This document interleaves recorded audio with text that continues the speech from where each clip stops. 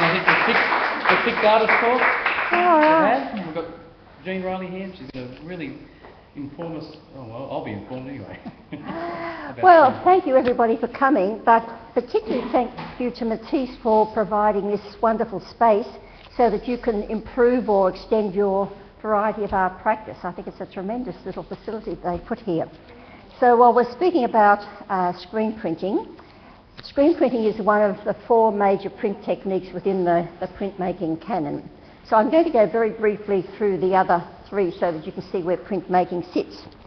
Now the first and the oldest, which really goes back to prehistoric times, is relief printing. Now this is a relief print. First of all, it was printed through with just yellow before any carving was done. Then the block is carved, and what is cut away leaves the other standing up in relief, and that's why it's called relief printing. So when you put the other one on top, that's it. Now the absolute masters at relief printing are the Japanese. This is in excess of 100 years old, but you can see. Now every one of those colours is a different block. And if you want to later on, I have a little book here that you can come and look at that shows how each separate colour is laid on till you come to the finished one there. So you're most welcome to look at that later on. So I think in these you'll probably find that there is something like, anything 10, 15 colours in each of the blocks. So to register those one on top of the other, so you get no discrepancy, is really an art form. Acid-free tissue between them.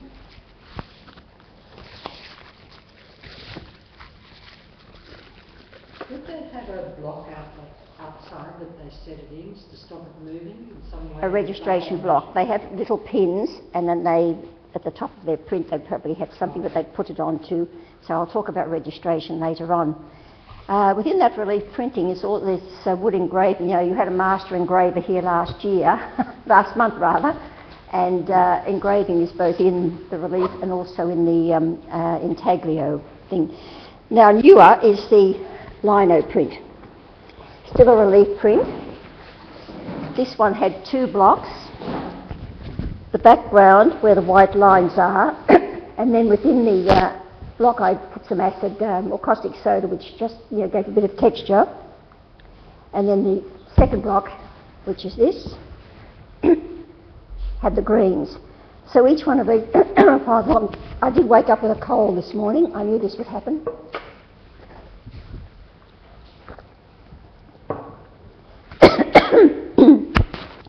So each of those greens is what we call reduction printing.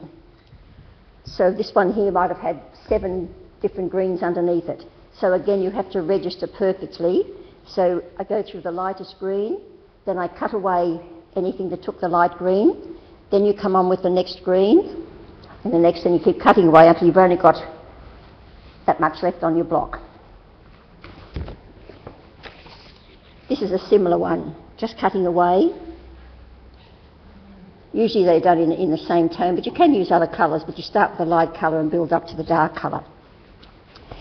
Now the next print one is what we call intaglio, where you cut down below the surface and the paint goes into those scratches, or whatever you want to call them, and it's done on a metal block like that. This one is what we call a soft ground. Now to do this you put like a tar-like substance over it. You put it on a hot plate and then roll the tar substance over it, and this is what causes soft ground. That is just a piece of material. Okay, and then clean it off and you can print it. Same with this one here. The background is just tarlatan cloth put into a soft ground, cleaned off, then a hard ground put onto it. Then you just cut into the ground. It's not like engraving, as Rex does. You're just disturbing the ground, and then you put it into acid, and the acid does the work of cutting it away. And the last part is just little stencils which relate to screen printing to give some colour.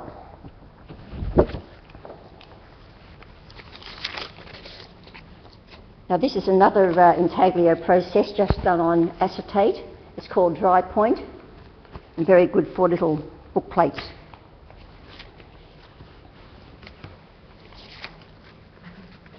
The third process is lithography. Now, if it used to be done on limestone blocks, mostly it's done today on just metal plates, but it works on the principle that oil and water don't mix. So you're using a greasy oil crayon to draw directly onto the block, and the beauty of it is, just as a charcoal drawing, if you press hard you get your dark tone, light touch, your lighter tones, and it all comes up. That tonal quality is preserved when you're printing it. So after you've done your oily drawing, you just flood the plate with water, and when you ink it up, the ink doesn't adhere to where the water is, and then you just get your drawing.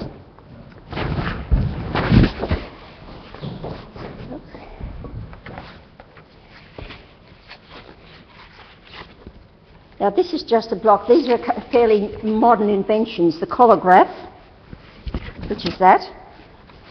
This one here is just a piece of nylon glued onto a plate which picks up the very dark. It almost looks like a mezzotint or an aqua tint.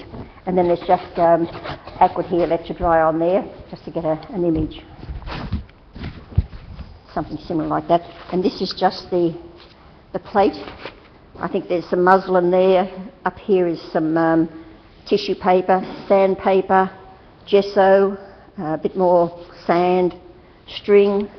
So you can build up all your textures by fabrics, virtually anything, or plant materials.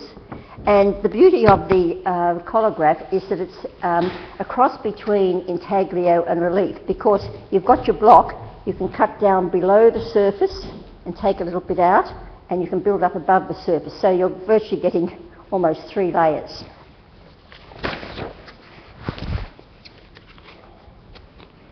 Now the other new invention is the solar plate, which falls really into the intaglio idea. It's a plate, metal plate, very thin metal plate, and it has a light sensitive gel on the top. So you've got to keep it out of the light. Onto that you put this is just something taken from a William Morris design book. Put that onto your plate, clamp it between glass, put it out in the sun or into a UV light box, bring it in after a few minutes or a few seconds depending on the type of plate you're using, and it just washes away. The beauty of this is that it's just environmentally friendly and very health friendly. So you're not using any acids or any solvents that have damage to your oh, I've lost the print. Oh no, there it is. So there's the finished print. And again, it picks up all the different tonal qualities. There it is with another colour run over it.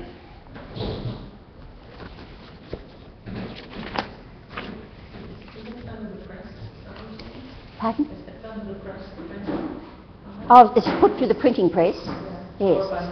Well, no, when you ink it up with just a piece of cardboard, just to scrape it through, and then wipe it with your hand, exactly the same way as you do for an etching. Clean some of it off with a towel and cloth, and then end up cleaning it off with your hand. You can cut very, very deeply into that and get little embossed images. You can add colour all in one go, like this a la poupée. There's the plate, there's the finished little print. Again the plate again, and the finished little print.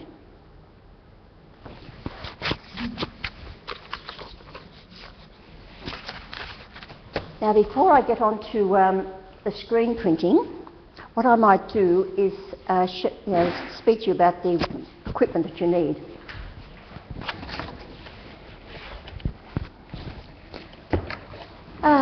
I had David run out a little handout, which on the back there's, I think, the leaping frog at Brookvale.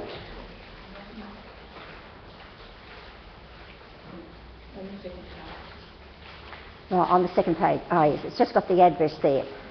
They have specials from time to time, and I noticed on their website only a few weeks ago they were offering screens from about $20 up to $40 depending on the size. So any reasonable carpenter can make the screen. It's just 4 boards, okay? Now I hinge it onto a little board at the top there. I'll see if I can have. Okay, now these have removable pins rather, so I can take that off if I want to use it then for fabric printing, because I don't have a backing board if I'm doing fabric printing. Then it's put onto the backing board, just with these wing nuts, so again I can take those out and lift it off again. A little foot. Now the advantage of that is that when I'm doing a run of 30 or 40 prints, if you've got to sort of lift it up and pull one out and then put it in a drying place and put it back, you're running. So I can just leave that up. Whoops. Take it out and put the other one straight in. The important thing though, talking about registration, you see down the bottom there I've got bits of tape. So when I put my print in, it just slips every time into where I've got those tapes. So I know it's going back in exactly the place that I want it to go.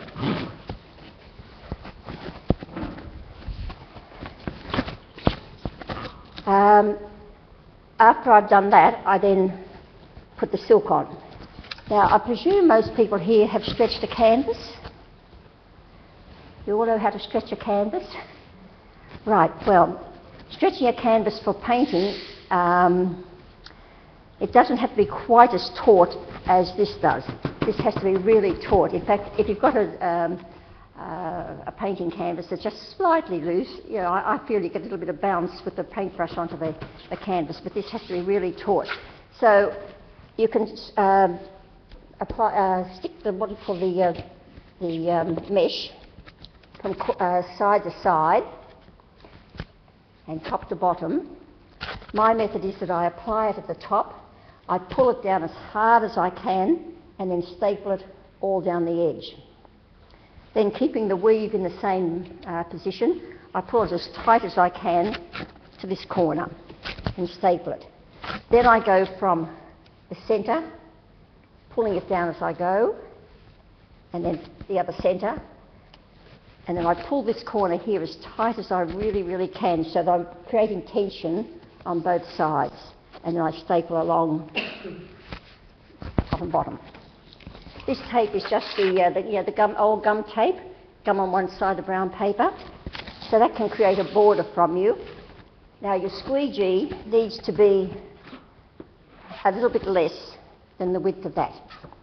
It also needs to be a little bit more than the width of your paper. Okay, so I tape it on the front and the back, and I make sure that the front one or the back one, it doesn't matter which one, is just about that much over, so you don't get a ridge of 2 pieces of paper, otherwise you'll have a bit of a problem with the paint. And then I shellac it, and that's it. And your other piece of equipment is just a squeegee. It's just a piece of the neoprene, or they're pretty well, they used to be rubber, but now they're really all synthetic things, set into a wooden handle. Some of them even have a handle. It's about 1 centimetre thick. And what you need for paper printing is a nice sharp edge. And when you're printing, you are literally printing on one edge, one corner there.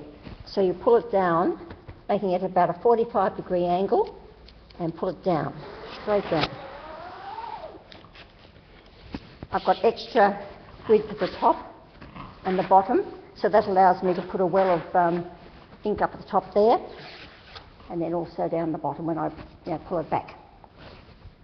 Any questions on the making? Yes? Sorry, I missed what sort of material? Oh, this is, traditionally it was silk, that's why it's called silk screen printing, but it's just Dacron, nylon, even organza. And there are different qualities. I think on that, one of those things, there's a little thing there from Matisse. 70 to 90, yes. Now, if you're doing photo stenciling, you need something that's finer. Now, I think when I used to buy it years ago, and I bought a large quantity, I haven't bought it for years, and it used to be called XXX. So you get much finer definition with a very fine mesh. Jen, I've got a question. I've got a screen that's had new silk put on it, and it needs varnishing or shellacking or something. What should I use for the actual wooden part? For the wooden part? Yes. Oh, I shellac mine. Shellac's okay? Yeah. Oh, okay. And this is all shellac. You don't have any problem with it? No. Being waterproof or wallpaper and stuff like Yeah. Well, just going forward a bit, traditionally all screen printing was used oil-based inks, which meant that you're using terps to clean it up. And I can assure you that is not good for your health, because you put a piece of paper in there, you'd flood that screen with terps, clean it off, and honestly it really does damage your health. So there are very, very acceptable water-based paints around now. Today I'm using this product by Matisse, which is their print paste, and I find that very, very good. So yes. You know how you shellac the tape around? Does that mean it's there permanently, or can you just remove it? You can retape it anytime? Oh no, you can tear that off. Yes, if you put your fingers in there, it'll rip off. But it's got a pretty good shelf life, as they say. Right, so just explaining now how you get your images. This is a series I did back in 1985 when I was doing some postgraduate work. This was the first one. Now, this green is the first thing I print. So I've got a paper stencil, and I just cut out the little part that I want to be green. Okay? Then I cut another part that just has little holes here where the windows are, and I went through that with one green. Then because I'm using terps-based inks here, I was able to use a thing called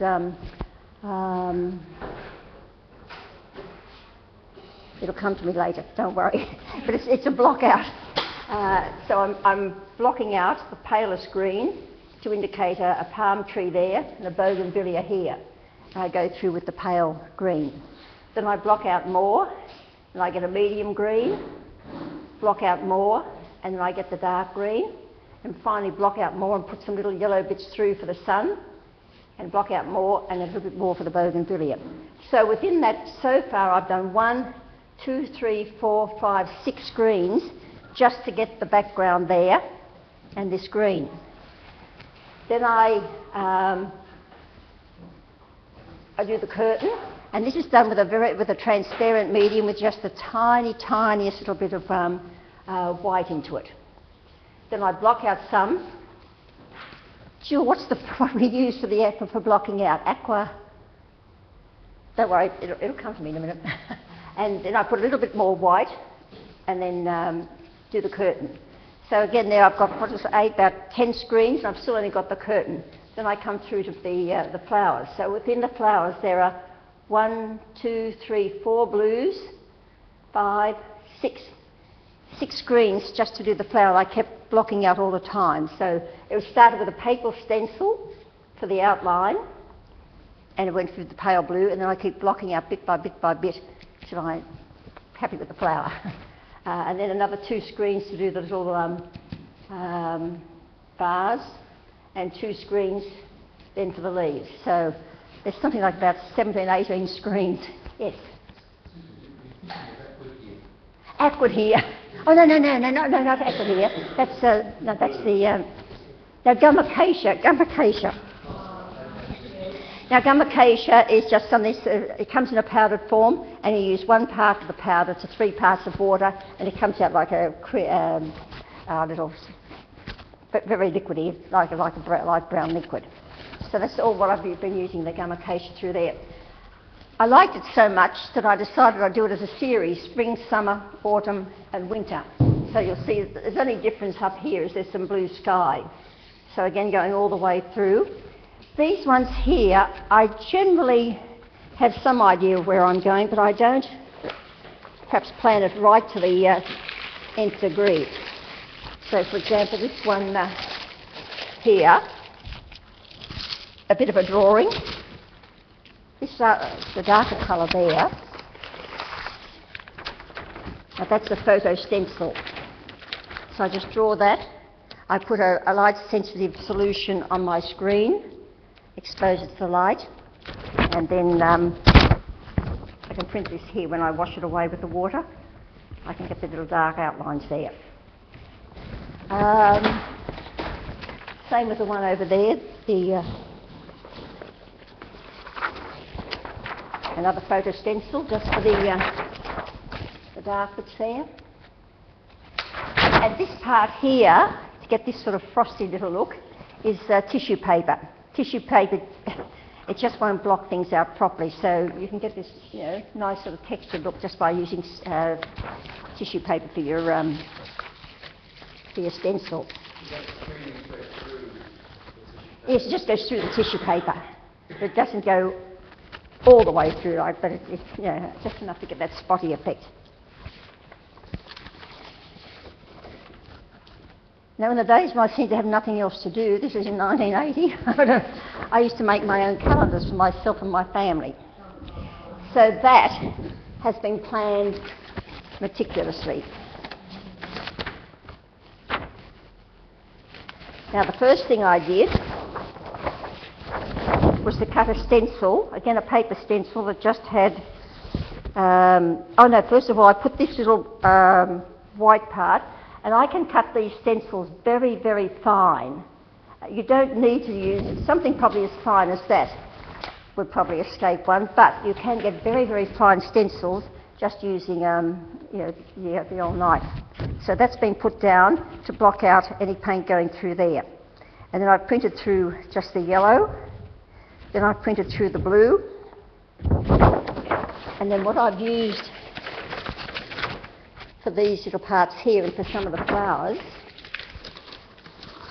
are these Rizzo screens. I discovered I could use that. I used to put them through the photocopier, and so that was the part that did the little blue box, and I had another one that did the tracery, top and bottom.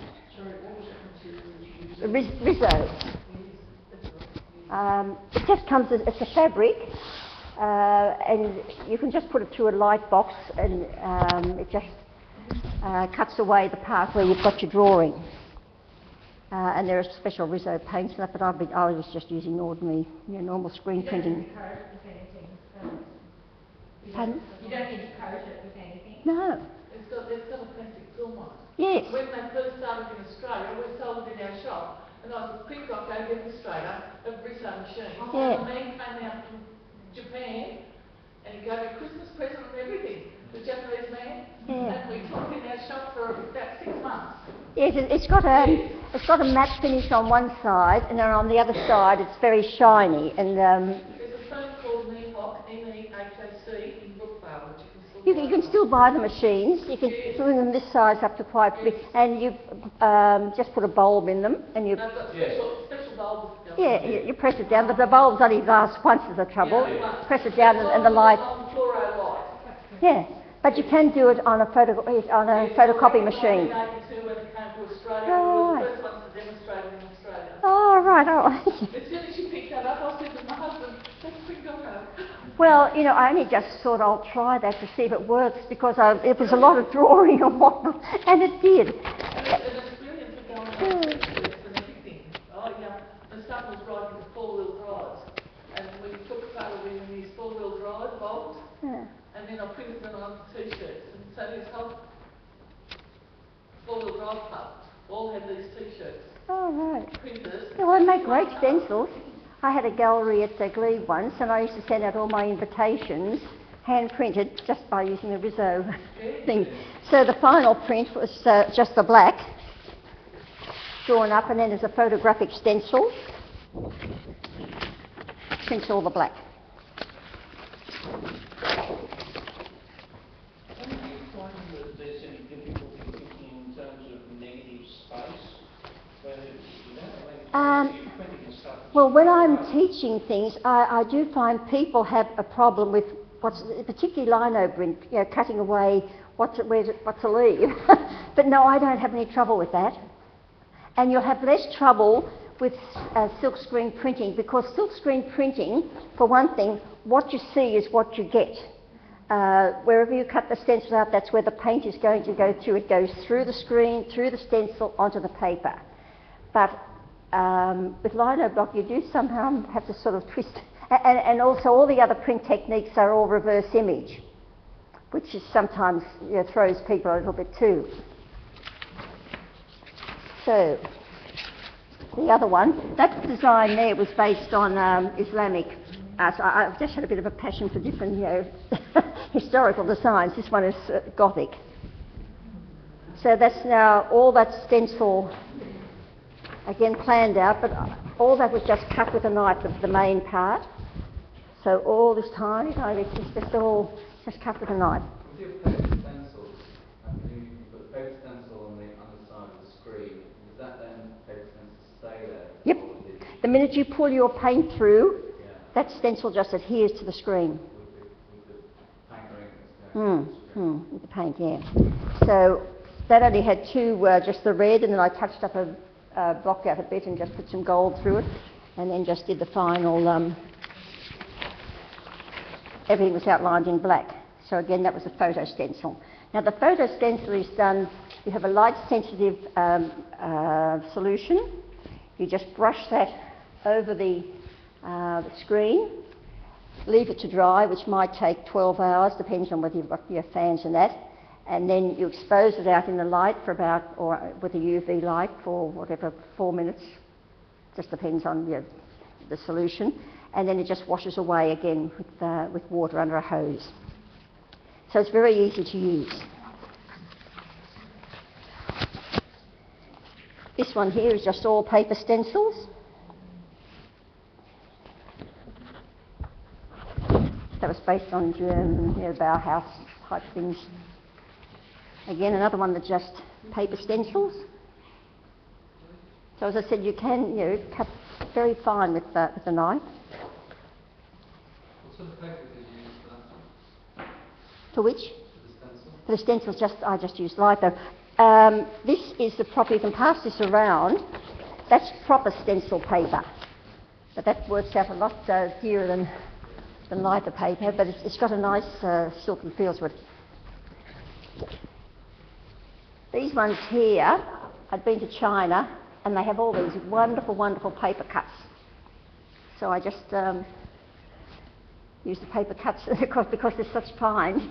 It just goes through. And this one here, I put a little bit of tissue paper over it again, and I just get that little subtle change of character.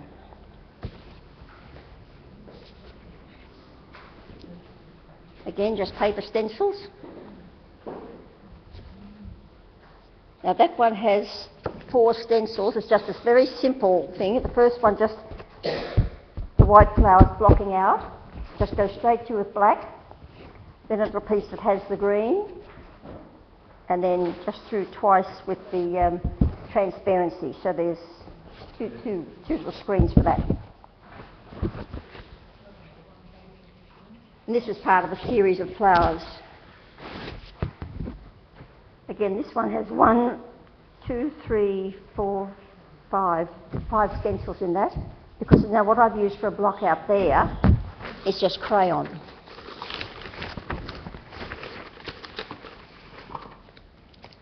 Just these cheap crayons. Now you can get sort of positive and negative images this way by blocking out with the crayon, and then you run gum acacia over the whole thing, and then with terps you just wash away the crayon off the screen, and then just the crayon prints. Again, 1, 2, 3, 4 screens in that little one.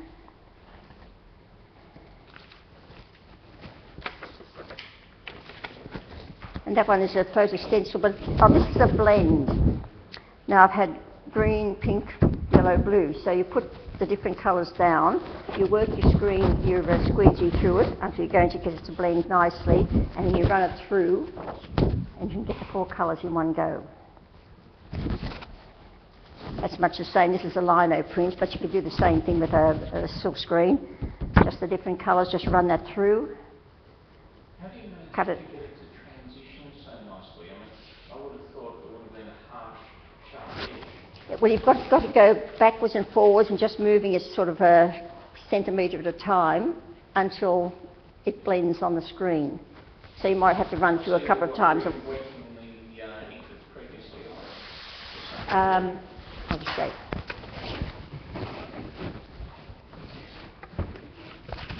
I put down, say, for instance, say I'm trying to do a sky that goes from dark down to light. I put the dark, the medium and the light. Then I get my squeegee. I had one a minute ago.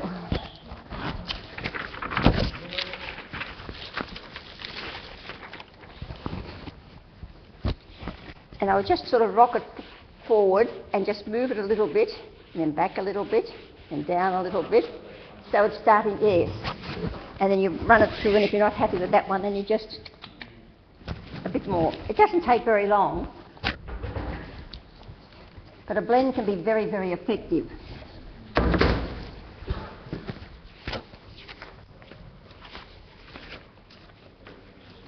Now this is what I'm going to print later on. Just looking at that array of colours up there, I rarely use colours straight out of the tin. That colour there would have been a red with a bit of yellow and a bit of brown until it gets the colour I want. This might have a couple of different blues. But I think you've got to make colour your colour, individual, rather than just a colour that everybody else can do. If you just change it around, makes it a bit more personal.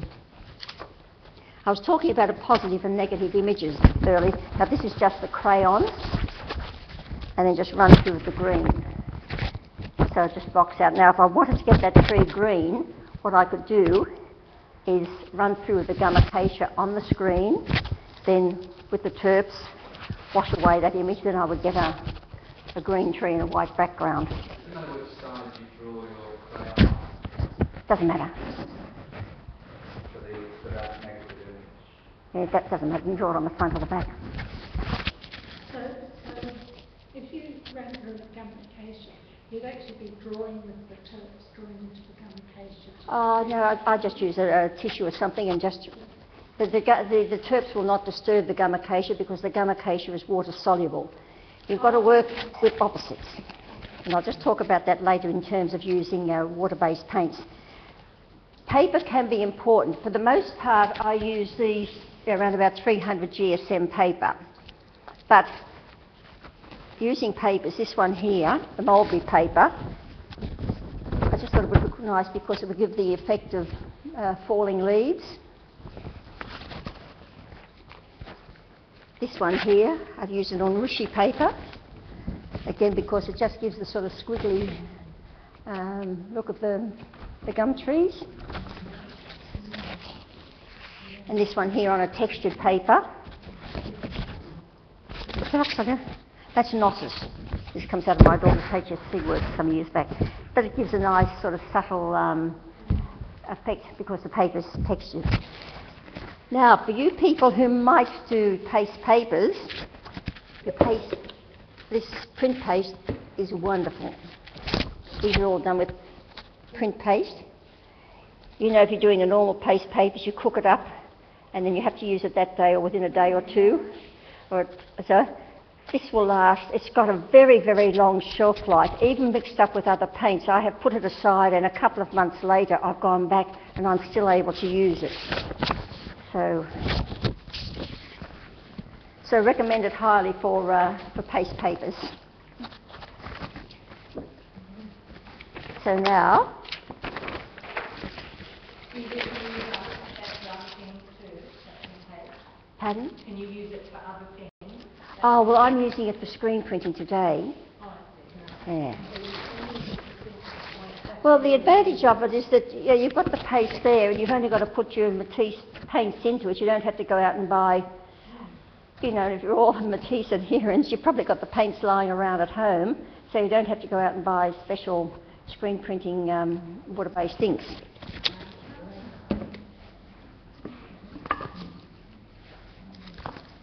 Right.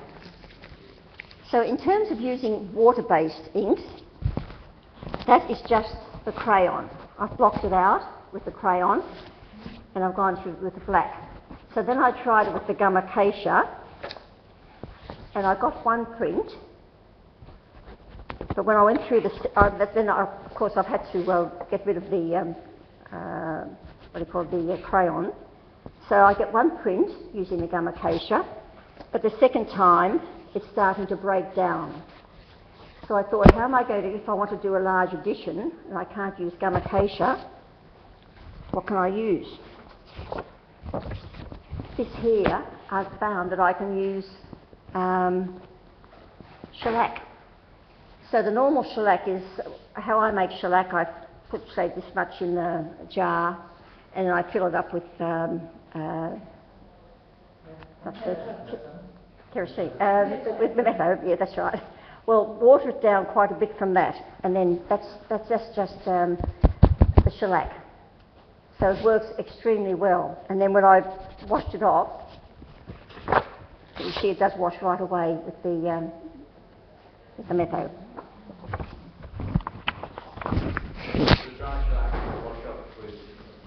Well, the way I wash the shellac off is I just get a paper towel and I soak it, not a lot, but just put some methylated spirits on it, put the screen down on it, and then put another little pad of that on top. Just a little bit of a weight, and I leave it there for about 5 minutes. Right. Just rubbing, it takes a while, but I think if you soak it for about 5 minutes, it will just come off quite easily.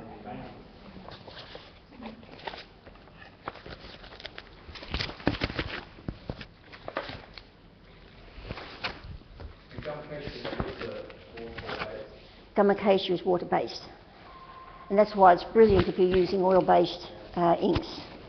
But in terms of health and safety, we've got to find alternatives. Now, it's not so much the oil-based inks; they are not the problem.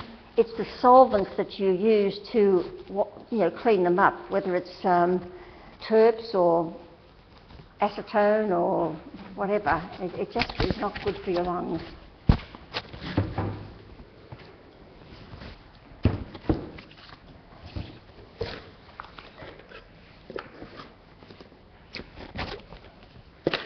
Nearly down at the end of this, so I hope it's not too thick. No, I think it's pretty right. Now this is a year old, this can of print paste, so it's still going quite well.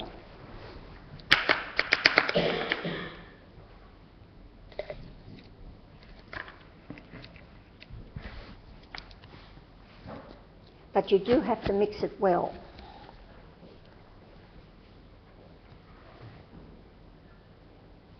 So you're using a lot more print paste than you are paste? Oh no, I've got more paste there than I've got 2 spoons of that of the paste. You can make this quite transparent by only using about 10-20% of paint to the print paste. It works best at, I suppose it's 50-50. So the print paste is actually the binder. Yes. If you just use straight paint, you'd find you'd be clogging up your screen fairly quickly. I suppose you could put retarder in it, I don't know. What I like about these, when you overprint quite a bit, you get quite a sheen with the oil-based inks. But you can put a little bit of the Matisse, what do you call the... the varnish.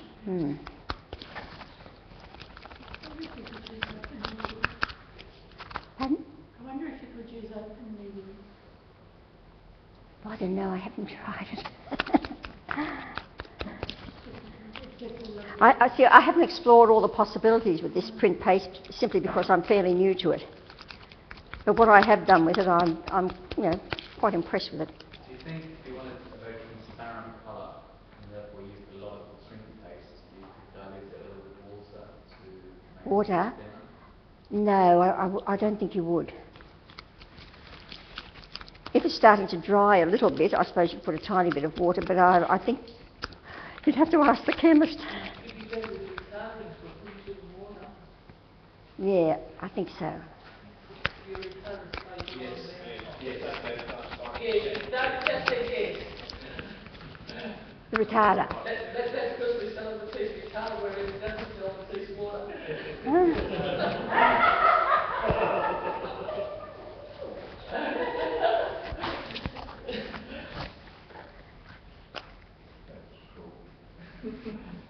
Just the truth.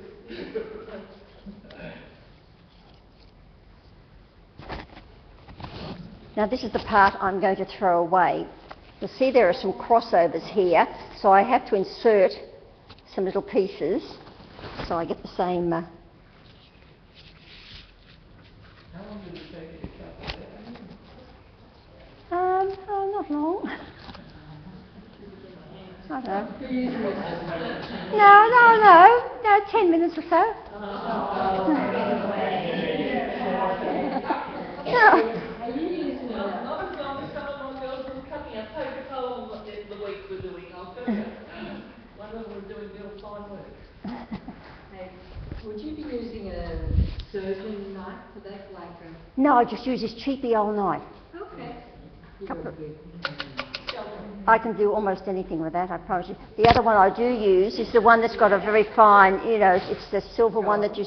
Yes, I use a scalpel one as well. But I find I'm just quite happy with these. Don't use the thick ones though, like the Stanley knife. Just got to cut an eye out.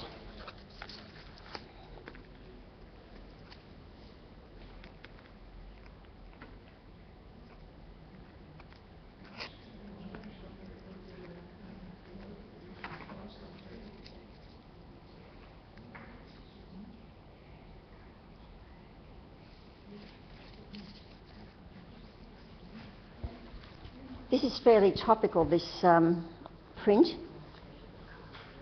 because when I first did it was after the some bad bushfires down in Victoria. So it's meant to be a bird in absolute panic in the bushfires. So then, with the bushfires last Christmas.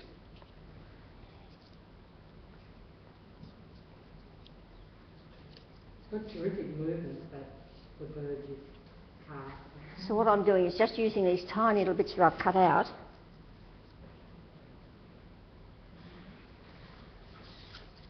There they go.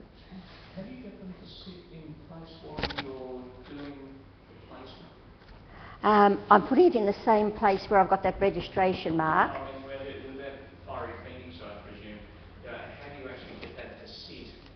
Oh, it'll sit there. Once you pull the, somebody else asked that, once I pull the paint through, that will adhere it to the screen. So you don't adhere it yourself at all? And just tack it in position or anything like that? Oh, no, it's just on there, sitting there. No. Promise you, it will just stay there. Once I get these.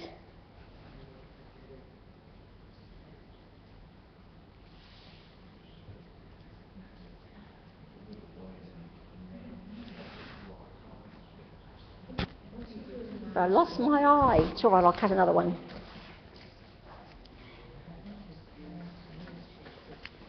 It's all a mystery what's happening back there. Yes, do you want to come down and have a look before I run it through?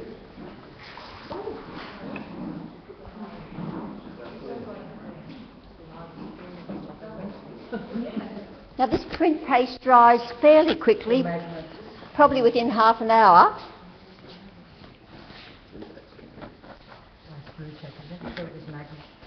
But I wouldn't be able to get 2 or 3 prints done in one afternoon. So I've been through. That's the print under there. Well, I went through with the blue. Oh, okay. Okay. Yeah. And then I blocked out with paper and a little bit of crayon. Right. So I've got the fire coming up there. I went through with that. So now I'm doing the bird that's caught in the bushfire.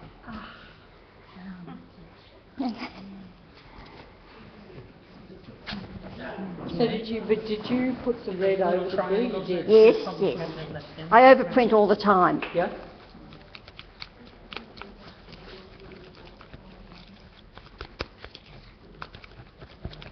Hopefully that's mixed. Can I take a photo for that?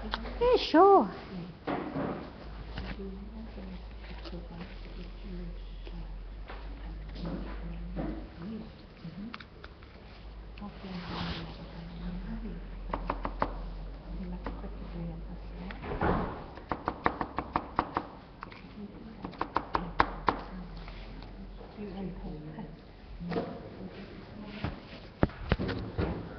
So again, printing on that edge. Is that right? Oh, it's moved, but it doesn't matter.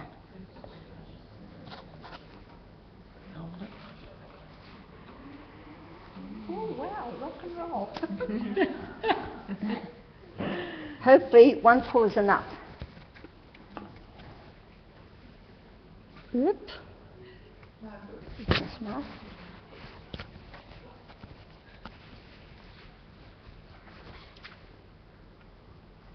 Now you see that stencil stuck to the thing now? So I can keep going through stencil after stencil. Oh my God, it's fantastic. So there you are. Where's the camera? The camera would want to see that. Oh, it's up on the roof. When that dries a bit, I'll have to flick out the little eye that's there.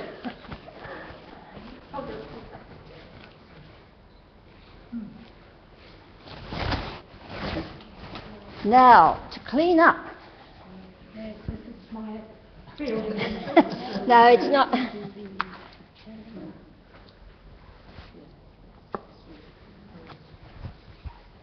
Oh, where do I put my clean things over? Oh. Would you just like to pass me that little bowl of water?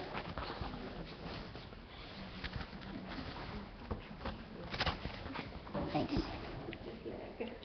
Do it help, or are you going to put it No, on? no, that's just right. And you always use the float paints? Yes, I do tend to. Only because they were given to me. No, I didn't. No, they're very good. But they've got a nice consistency. In fact, I rang and I said to David, have you got a tube of black paint? Because I've only got Joe Sonia paints. But the reason I have... and the reason I have those is because when I was at school, I used to buy things through government stores, and they used to give you Derivan for the cheaper, little blister paints for Year 7. Then they went up to chrome acryl for the next one. Then they gave Joe Sonia for the... I used to use for senior. So I used to get these paints for nothing at school. So that's why I had Joe Sonia paints.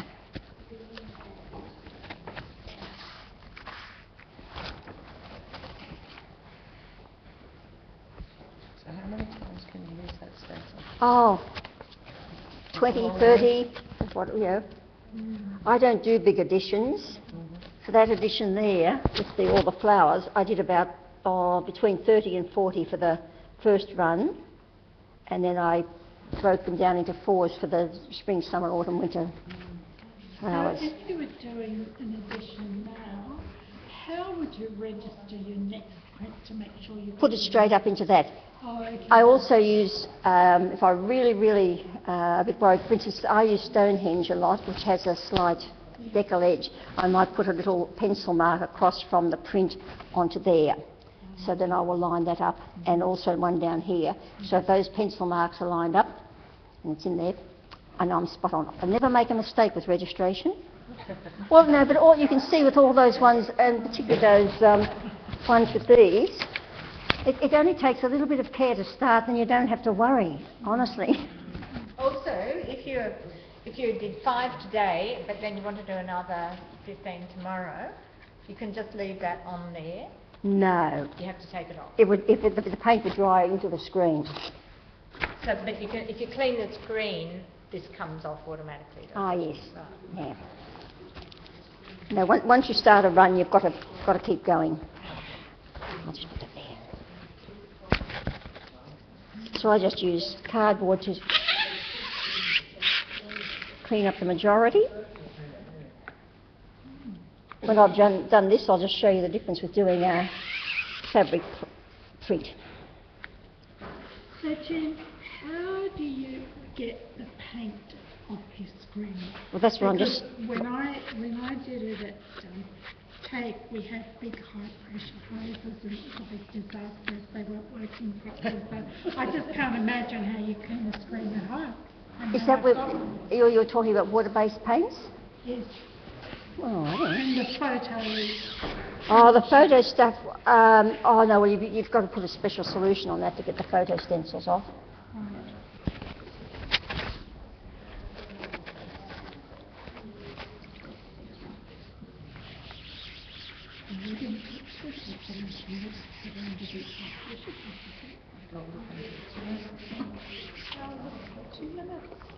I'm going to take this off and push it under the over the sink. But you can see that's coming off. Not too bad. How long does the silk last, Jen?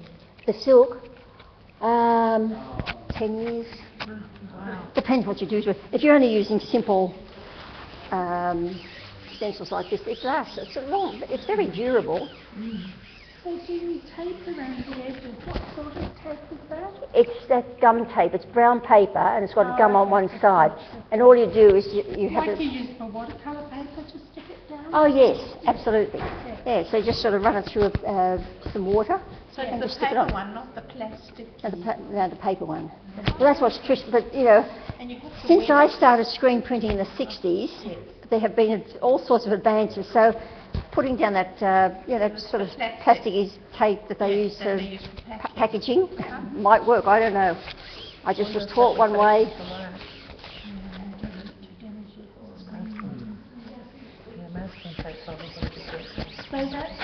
Now, even if I leave that now and don't quite get that off, I can just put some warm water over it, and overnight it'll, come off.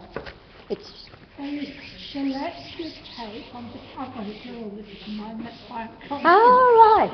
So you shellacked your tape once it was on. Yes. And did you mask here while you shellacked your tape? Or were you No. very careful? No. Just careful. I've got a very steady hand. Yeah. I'm not good at everything, but there are some things I am, yeah. So, I mean, if you wanted to, you could mask it. Oh, yes, yeah. Do anything you want to. But you can see that's pretty well cleaned off now. So out with your high pressure hose, Wendy. Do you want me to change that and bring it Oh, that'd be terrific, thank you. So what sort of paints are you using? Yeah. The print paste. But what are you using as a base? When I did it at Tape, I was mostly using With nothing, binder in it? I might have used the paste that I and goodness knows. Well, of course, you would know, having worked here, that the chemists make the print paste to go with the Matisse paints. So whether or not there's something different.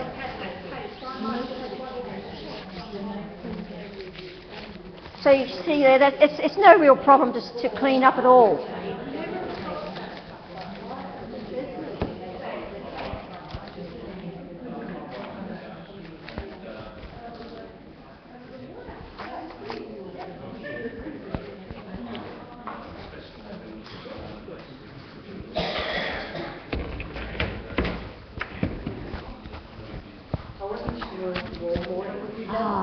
Yeah, I will. I'll give it another go open in a minute.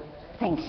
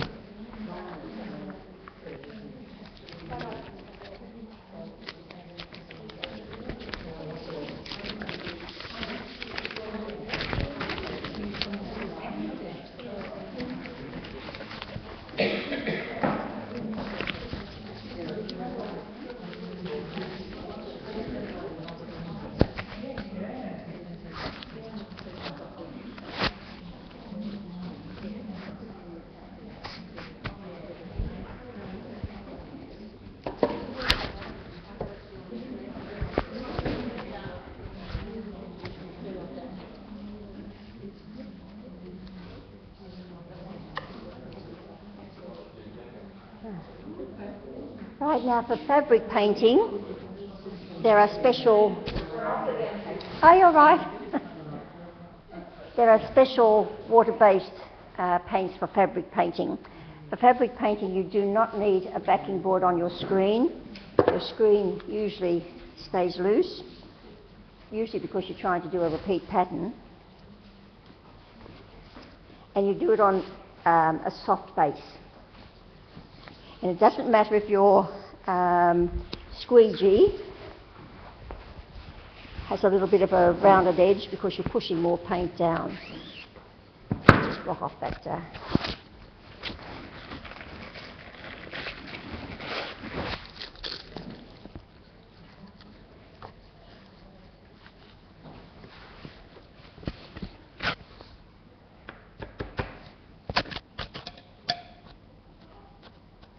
You watch me make an awful mess now.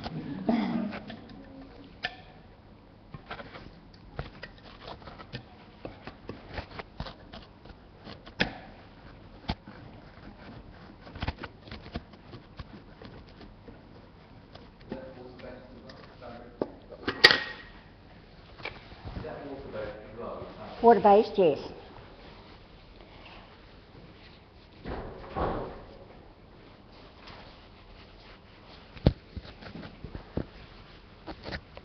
Now what I need is a spatula.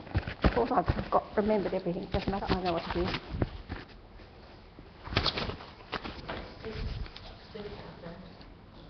Coffee sticks. Yeah, no, this is fine.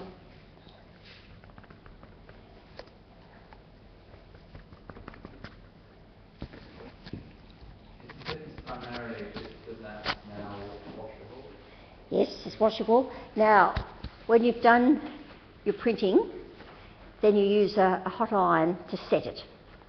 Once you've set it with heat, it's washable. Oh yes, of course.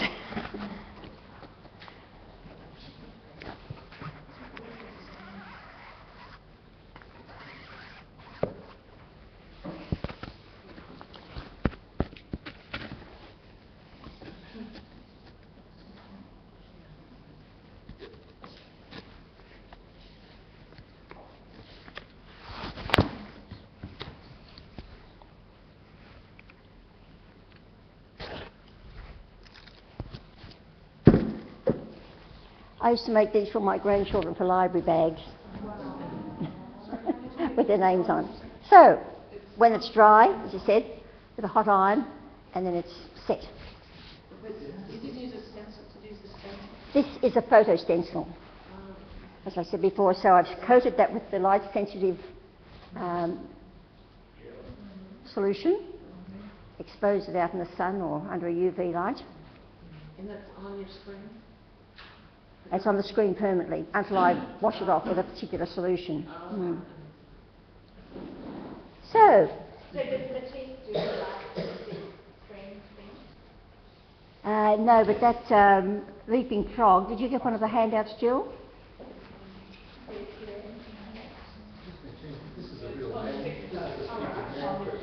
Like the man flew. No. Directly onto that, yes. It's fine, yes. I did put a little piece of paper in there because just to make sure it doesn't go through to the other thing. Could you use glow with fabric? What would it screen print onto fabric? I've never done it, but if there's such a thing as... Purple is the stencil. That's what the purple is. This is the screen print stuff, the metallic. And this is, yeah. Oh, is that a fabric print? Yes. Oh, right. Oh. Well, there you are.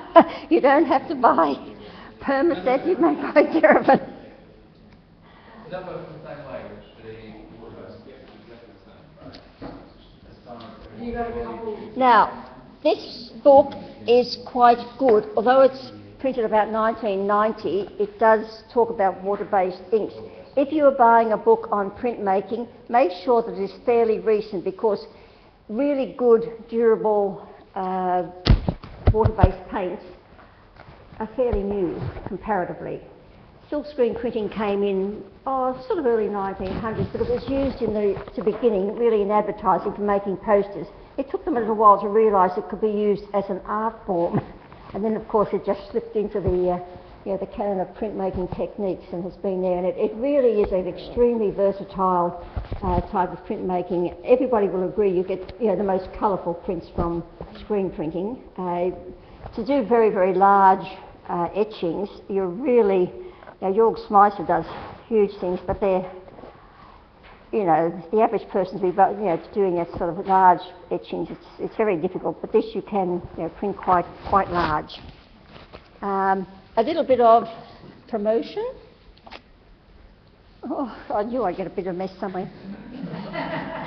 If anybody is interested in printmaking techniques, we have a solar plate workshop coming up in May, and relief print with using watercolour pencils, etc. in June. So if anybody's interested, they can take that, or if they would like us to send us the brochure, because there'll be 2 more printmaking workshops in the next 6 months. One will be for wood blocks, and the other one will be plate making for collagraphs. So feel free to take those if you're interested in printmaking per se. Any questions? Which hopefully I can answer. If I better. This one here, David just brought that over. That's Derivan screen ink for fabric. I didn't know about it. Sorry. And the medium, David, where's that? Sorry, the print paste? Yeah. For paper? Sorry, print paste? No, not that one. Oh, But haven't you got a product that you There's a can fabric use? medium as well, which is just a simple print paste. I'll just go grab it. So it looks very similar. He's doing his promotion now. Yes, you can pass those around if you're interested. Yes, sure, definitely. Is it for fabric puree? Yeah. Yeah.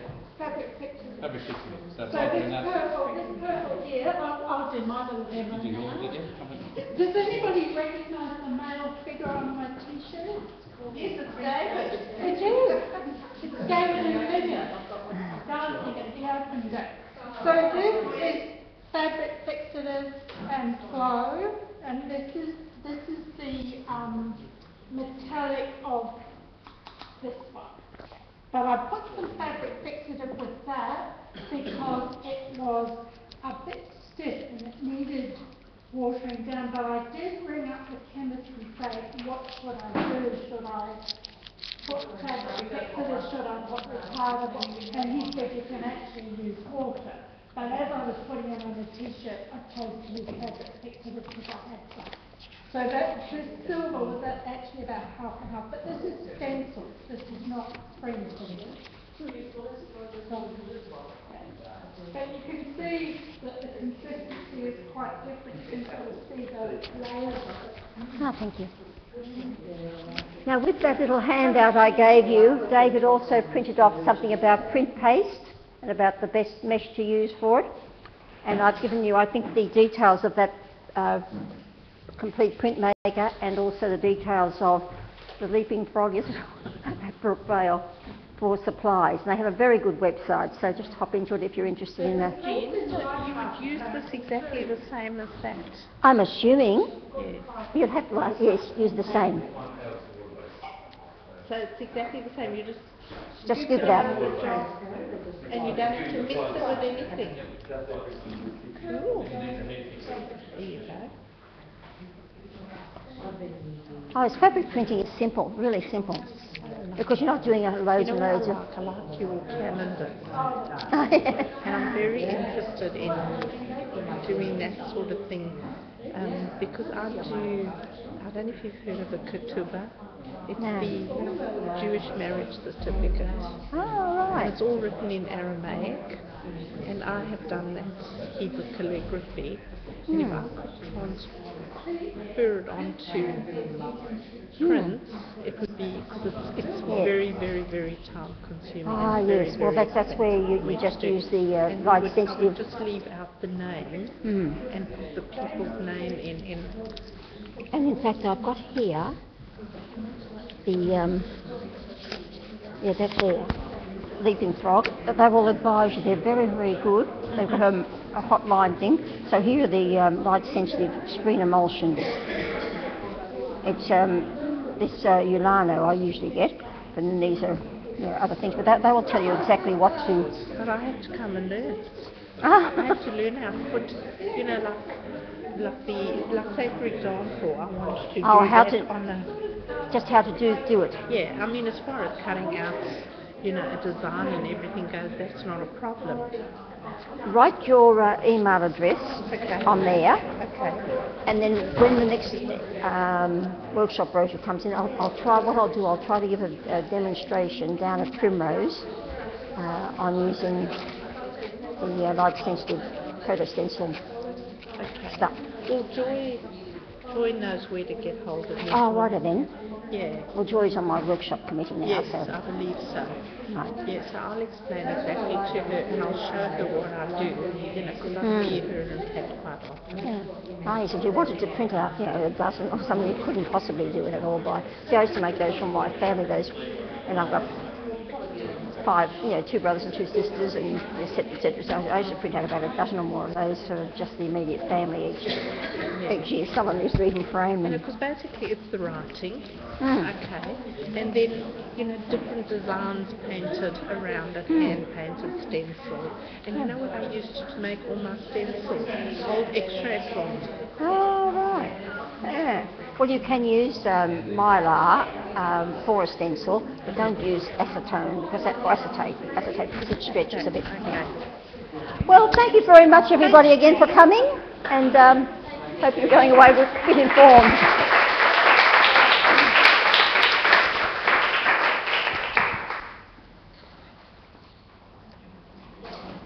Feel free if you want to look through any of that stuff, feel free. David?